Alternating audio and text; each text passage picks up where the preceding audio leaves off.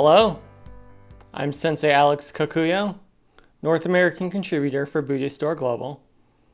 Thanks for joining me for this episode of The Ordinary Buddhist. The title of today's Dharma talk is Lying in Darkness.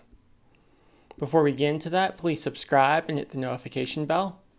That way you'll be notified when I post talks in the future. If you wouldn't mind hitting the like button, that'd be great too.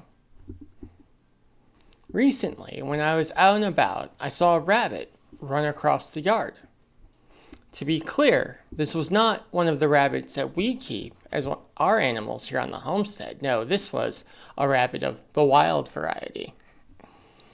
And it made me curious. How do rabbits, wild rabbits that is, survive the winter months? Especially now when some nights it can get below 0 in temperature. What I learned is that rabbits live in burrows deep beneath the ground.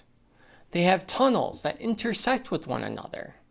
So they live beneath the ground in complete darkness, where it's a lot warmer than it is above ground, only coming up to eat. Now on the surface, this might seem a bit scary. What must it be like for them to live underground in darkness for sometimes hours upon hours, waiting for the sun to come up, for the wind to stop blowing, for a predator to move along away from their home?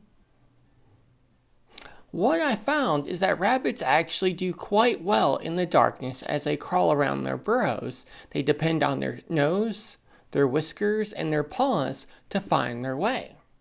Frankly, they're quite at home in the dark.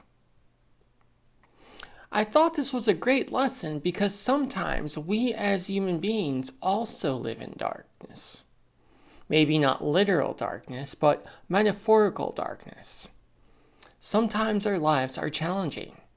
Sometimes things don't work out the way we think they should. And despite our best efforts, we just can't seem to find the light.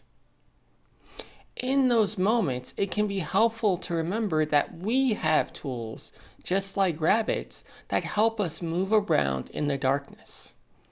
We don't have whiskers or very powerful noses, but we do have the Buddha Dharma. The Four Noble Truths, the Noble Eightfold Path, the Six Perfections are all designed to help us find the way, to help us find the light in those challenging moments of our life when things just don't seem to work out like we would expect.